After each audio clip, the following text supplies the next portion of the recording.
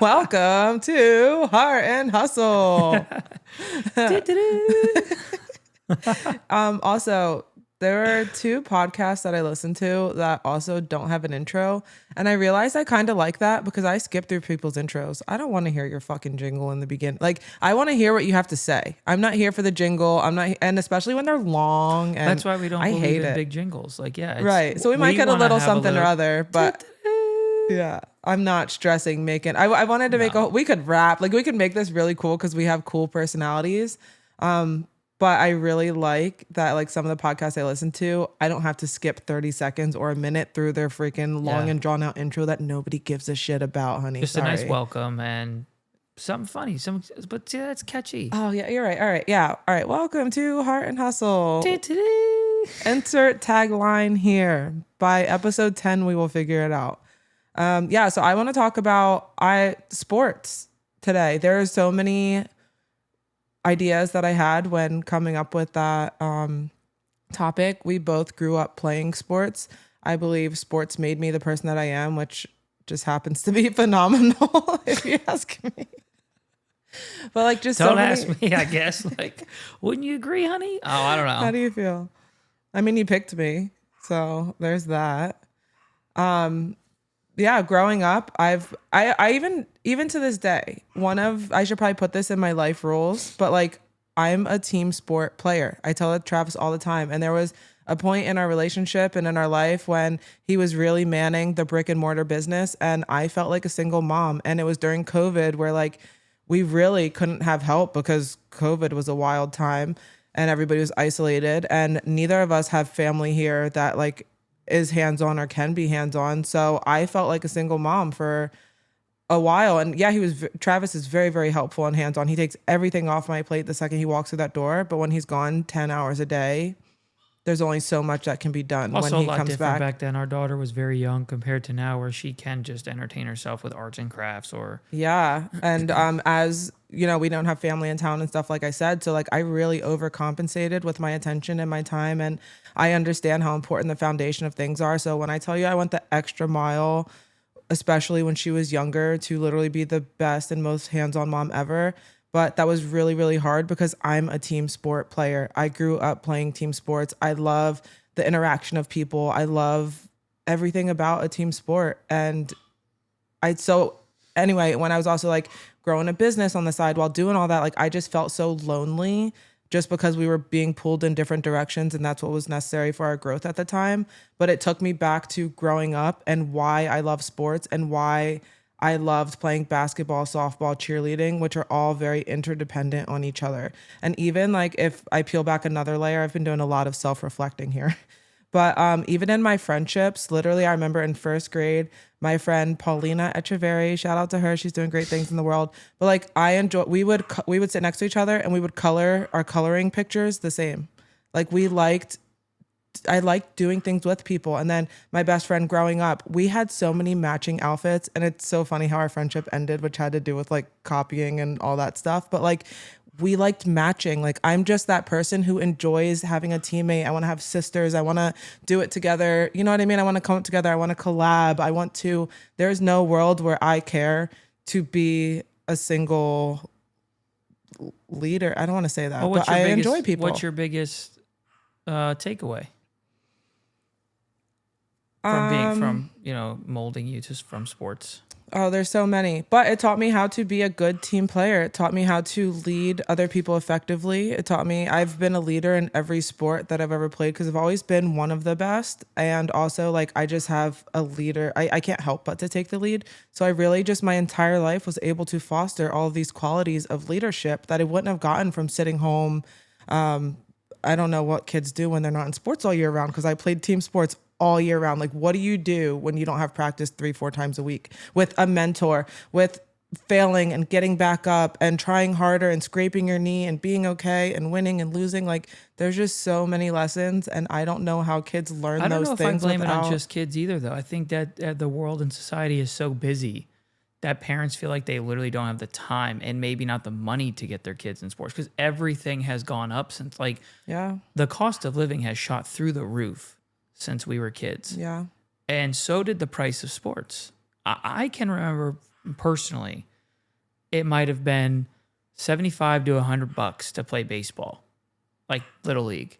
Yeah. Nowadays, and it was just Little League. It was you went to practice, you had a game on the weekend, you went out for ice cream if you guys won or lost, depending on your team. Yeah. And that was it. You went home.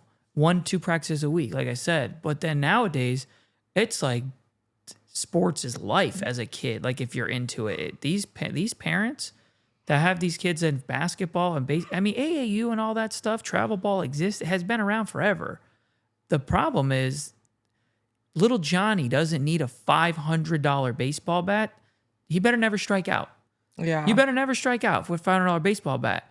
And that's the problem where you talk about, I was going to bring that into tying to like your guys, like when you were younger, you say your friends, like you guys colored and copied and stuff like that.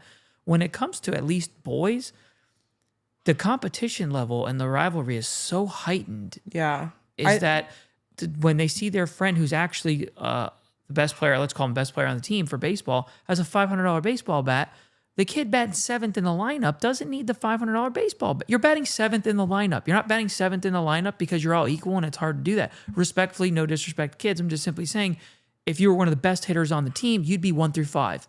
There's not really an instance with 9 batters. I just want to say I was number 4. Clean up.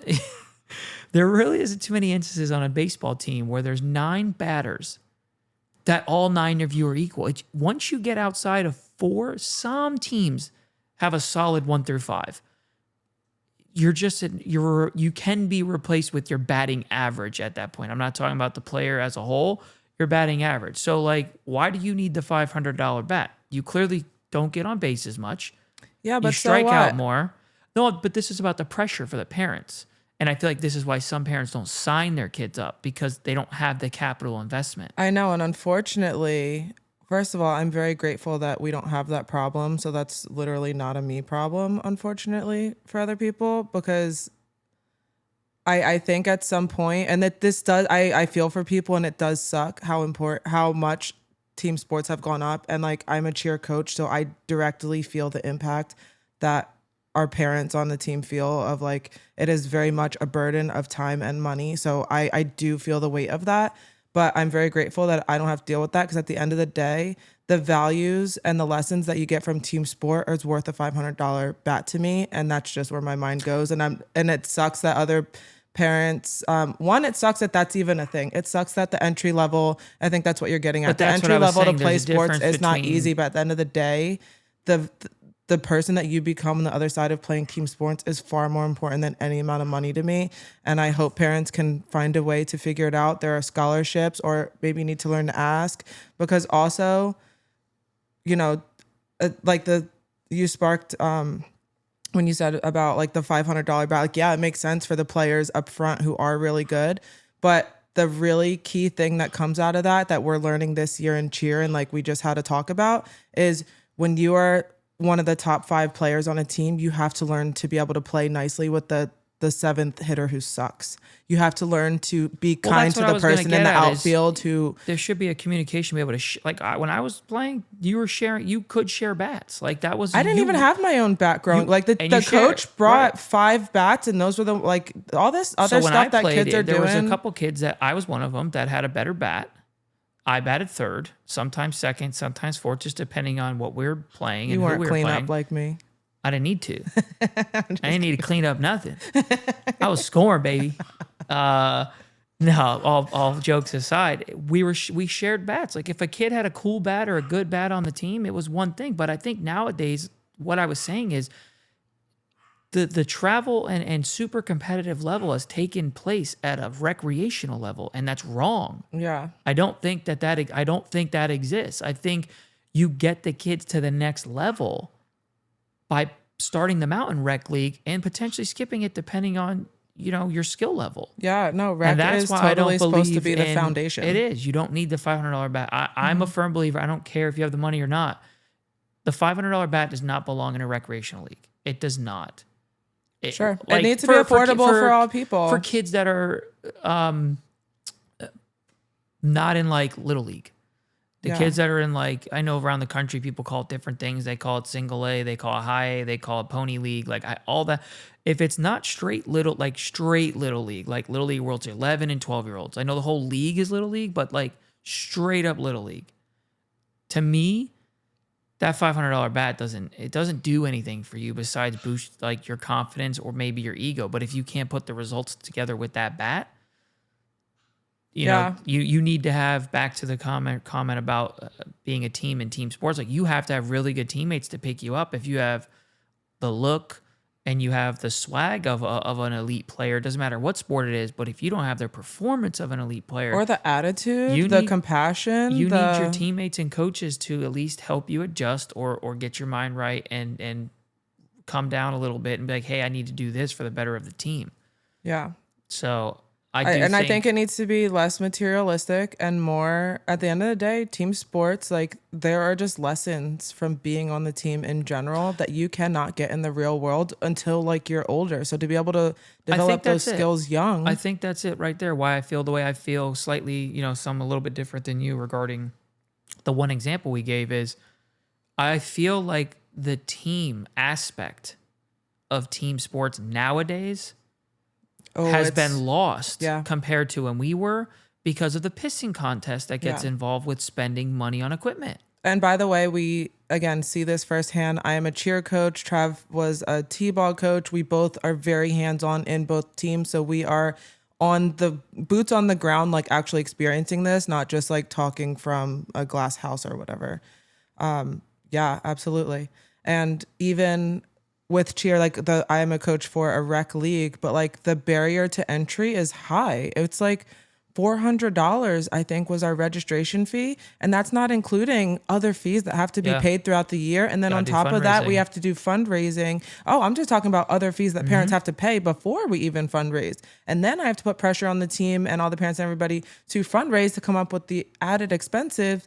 When at the end of the day, I'm coaching 5 through 7-year-old little girls. I'm teaching them a foundation of being a human and working as a team and not being frustrated with the girls who are like the skill level is, there's a huge jump at this age, and that's just part of where like they are developmentally. So like we're really teaching the older girls to be able to slow down and have compassion for the younger, less advanced girls. And like that is such a huge skill that is going to take them really far in life, that you can only get through like a team sport. And it's funny because we're such team players that I want to say it was practice number 4 or 5. So there's 16 girls on our team this year. And last year there was only 12 or 13. And 8 of those girls, now some of them had to move up, some of them no longer cheerlead or whatever they switched some organizations. Some of them were far. Yeah, it's just, there's many factors. We have 8 repeats on the team. And it was after like practice 4 or 5, I actually, during a water break, pulled them aside. And I reminded them that, hey, I'm not trying to sit here and pull you guys aside and call you out. I want to let you know this talk is solely about you guys need to represent the foundation of this team. You were on it last year. You went to regionals. You won regionals. You went to nationals. You missed out on worlds by 0.04. I just got the chills. 0.04. You missed out on worlds. And I was like, so some of these girls that are coming in, it's their first time cheering. They don't really understand everything you do, whether it's the movement, the line positions, how important things are for points, all of it. And yeah, they'll have like the cheer because they're kids and happy-go-lucky, but like it's a different experience. And so I was reminding them of like, you guys need to be the leaders. If they're not walking a certain way, if they're not getting their tumble right, if they're not getting their lifts up, if they're not doing their toe touches, like be encouraging, help them out and keep them in line in a nice, fun way. You're not the coach to them, but just you guys have been here. Yeah. So help them get to where you are because you had help last year. Yep. And separately after that practice, I think like 2 practices after, I had a talk with them as well. Because we have them in the front for a lot of our dances and routines and stuff. And in between, they're squirreling around and they're losing focus and they're cartwheeling and doing all this stuff when I need them to stand still so I can see where they're at. Right. It's very normal, but they're not even like trying, you know what I mean? So I explained to them how being a leader on the team means being able to focus. And when other people see you focus, then they focus. But when they see you scrolling around and they see you as a leader, immediately they're going to follow suit. And they're able to see that, and like they're learning that in real time. And again, those aren't things that can just be taught in a different setting, not at this age where it's so foundational. And I'm just so grateful that I was able to learn those things so young, because I see in the real world and in business how a lot of adults are struggling with that as like grown ass adults. Well, one of the ways we help them, we do those, and I say we, I'm literally just a team like financial manager. Wait, time out. I just looked. I'm trying not to like look at my phone. It's just going off in the cheer chat right now. But like the coaches are literally asking if Travis is going to be with me tonight. Like he very much isn't. They just said, "Will Travis be with you?" He very much is an extension of our team, and we actually rely on him a lot. So when he says we, he's not officially on the roster, but there's nothing that he's I not. pump the girls up pretty hardcore. I get them in a cheer battle against the parents at the games. It's just different. You pump the parents up. I mean, most of the kids call me uncle. I'm not, no. How cool though that I love that. Like again, I talk about this a lot. How safe you are. There's no other. I love our cheer dads. I'm not anti-male. I love males. I actually resonate more with males than female, I think. So this is not that type of thing. But Travis is so safe. I don't think there's another male that I would just allow to be up in our space. You know what I mean? Like helping with the girls, helping us, helping the parents, help. Like it Each would one only of our work. dads have different strengths. I would say Totally. that. I'm not saying I'm the strongest at all of those strengths, but I think I might have a well-rounded balance. To where the other parents, they don't question it. Like they feel it. Yeah, they know what and it's it nothing is. Yeah. that somebody else would be able to come in and like replicate, because it just wouldn't be the same. So when you say we, like you very much are unofficially, even like every other parent would agree, they are happy to have you. You are an addition in every way. So when we talk about molding them, like I was mentioning, here we go again. okay, cheer dad. All right, can't help it. It's just Go gonna be for we. it. It's we. We have captain's patches that we give these girls, and it rotates every week. What do we have? Four. We have 4, and we don't even start in any order. We go from alphabetically from the start of the first letter of your first name at the beginning of the games at the year. So we do. It's like a hybrid of rec league and all-star cheer, because it has the rec league feel that you're cheering for a football team on the weekends. However, you have practices involved throughout the week that are directly correlated solely for the purpose to get you ready for competitions. And we have a very competitive competition season. It's not just like willy-nilly. The worlds that we go to, there were all-star teams competing in them. Yeah. And so we're regionals. So, you can tell the difference too. It's not like our uniforms are trash. They're actually like nice uniforms. But when you go there, you can clearly tell who's an all-star team, because, and they might not be, maybe they just upgraded their uniforms, but you can tell by some of them how tight their lines are and movements and their uniforms that they're not just a recreational team. There's no way. Yeah. But anyway, the captain's patches, talk about the girls being squirrely and all that stuff. It's like when they have those captain's patches on, let me tell you something. They think they're the 30-year-old coach. They are making sure every single thing they do is perfect, especially our daughter. That's what I was gonna say. Especially your kid. Oh man, she was a captain this past week. But all of these girls, it's a tremendous feeling they get.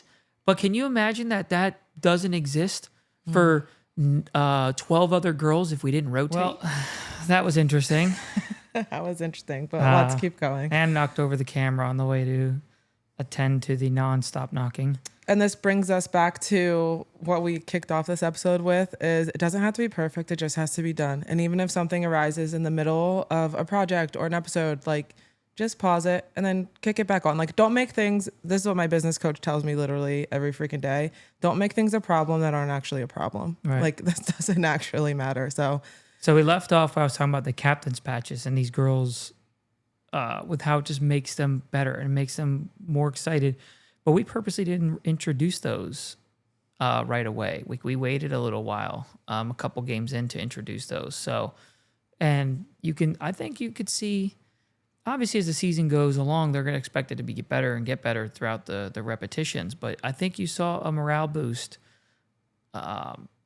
once we did that, because it wasn't just like, oh, I'm coming to cheer and I'm going to be learning routines. And it's like, like we find ways to add fun. So I think, at giving them those leadership roles, or even a lot of times I give them a lot of different leadership roles through practice with leading different cheers or chants or lines or new skills. But especially with like those captain's patches, I like to talk a lot about like identity and stuff, and that really just helps them step into a leadership identity. And when you see yourself, like while they have that captain's patch on, they know that that symbolizes being a leader, even though they can be a leader anytime.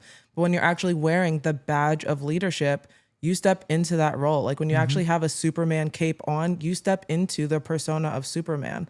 And that relates a lot to business. Like when you put on your businesswoman outfit and you feel good, and you really step into that persona, you show up differently and your energy's differently. And it's really cool to be able to teach them that at 4, 5, 6, 7 years old. And later down the line, that can potentially serve them. And it could serve you negatively, but it can potentially serve them really positively by just learning how to turn on those certain qualities when it's time. And then eventually we'll teach them to do those, not only when you have the captain's patch, but like you can actually just decide to be that person at any period of time. Right. And you can only learn that through group sports. I love team sports. I think that it molded me in a different way. Previous episodes we talked about how a lot of my ways are very calculated or strategic. And even though, I played group sports, one thing I got away from it was a distraction for me. Because so it took you out of your real life and what was going on at home. Yeah. It was an escape. It was an escape for me. That's very important too. It is. And, again, not everybody's going to grow up the way I did. Some people grow up worse and way more people grow up better. I hate that I continuously laugh about your trauma, but it's like. But there would be so many times where, like, not even if my parents were arguing or they weren't home, like, there were just so many times where if I needed to just go have peace, sports made me realize I can get it out of sports. Yeah. Some people, there's plenty of things. There's people that have cooking for that, people that do pottery, people that do arts and crafts, people that do anything. There's tons of examples that people use to escape the mental load that they're currently in. And these, like everyone, people that know me know how huge of a Tom Brady fan that I am. That's funny. I was going to bring that up. And it was just simply because, like, everyone's always like, oh, I love Batman, I love Spider-Man, I love Superman. And I was like, I never watched that stuff. I watch sports. And so people are always like, well, why you love Tom Brady so much? It's the same reason you love Batman, dude.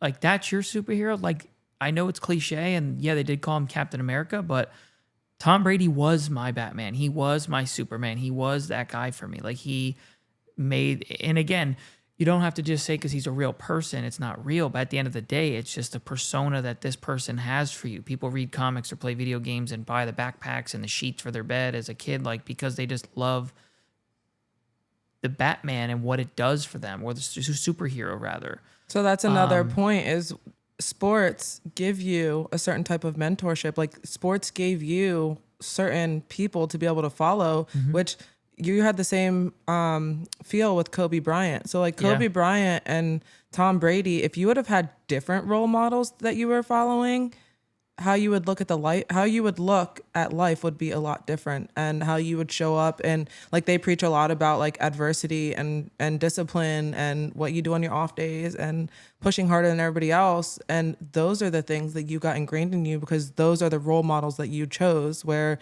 as a music Our daughter person, was just about to turn 11 months when Kobe Bryant passed away.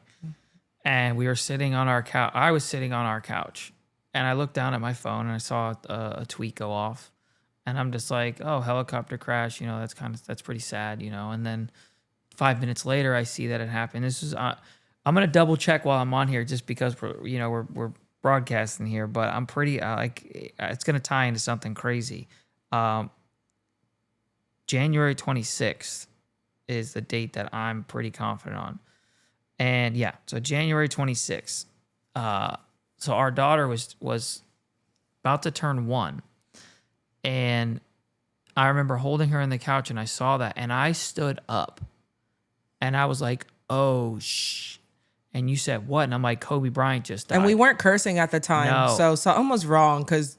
And tears automatically flooded through my face, and I handed over our daughter, and I sat there, and I just kept looking to see if this was real, because at that time, every time a celebrity had passed away, there was like fake thing, like bigger than it was now. Like there was always like fake, fake, fake, fake. So like I was like legitimately digging to like if this was real. But then you fast forward a few years, and it comes back to heels. Like one of my best friend's son, his youngest son was born on January 26th. That's his birthday. Yeah.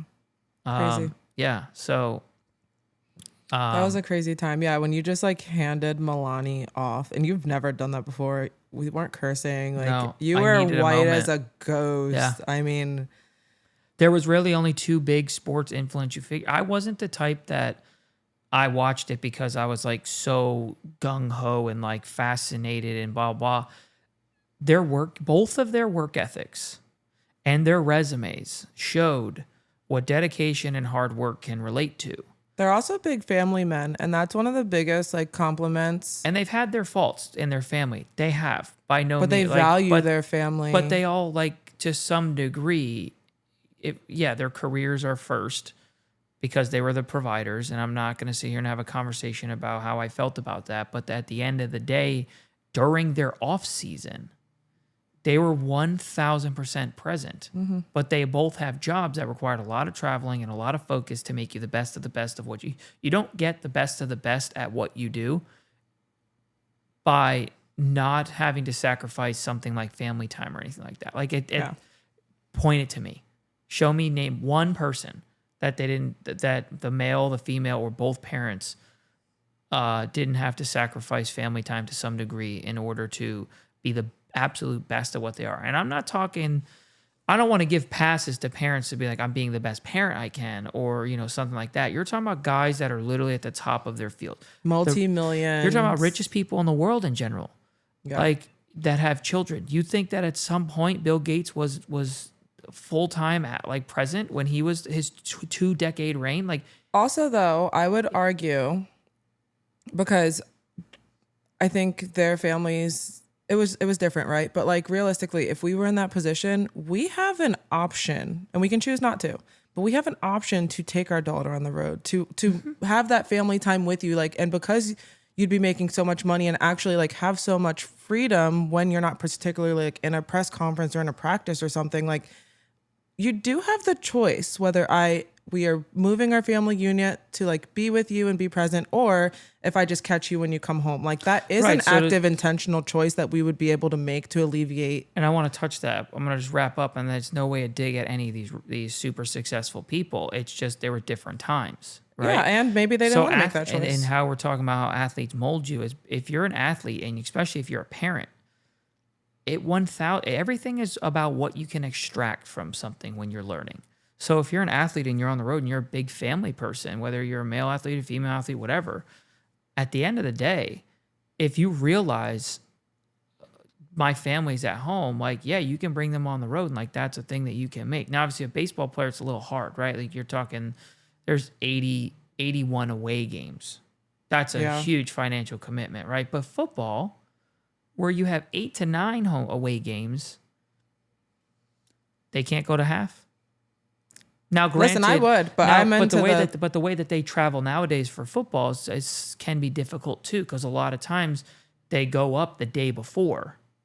That's ideal. Then you're with us till the day before. Well, you got to work for 2 days, then come home. Yeah, that's what I'm saying. So now they go up the day before, they do their thing, and then a lot of times they're on the plane the night of after the game.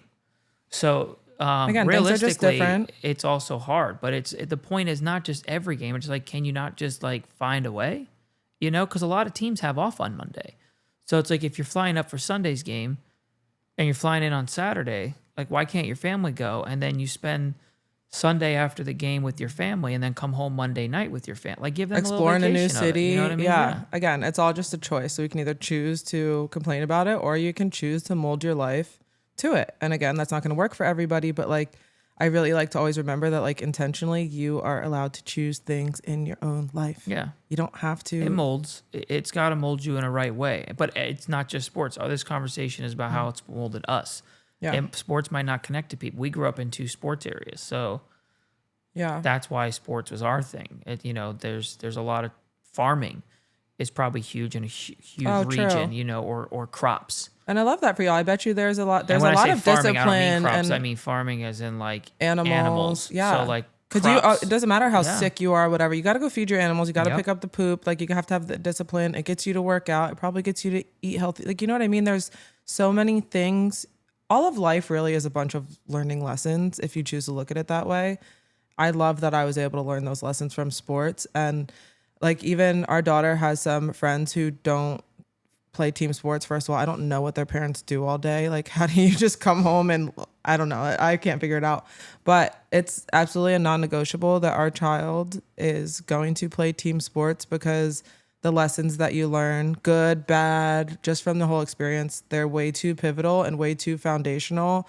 It's an absolute non-negotiable. She can find the sports that she likes. Like we thought we were going to have this basketball star. We were going to coach her together. She is the girliest. And wow, she's the girliest girl. It's extreme.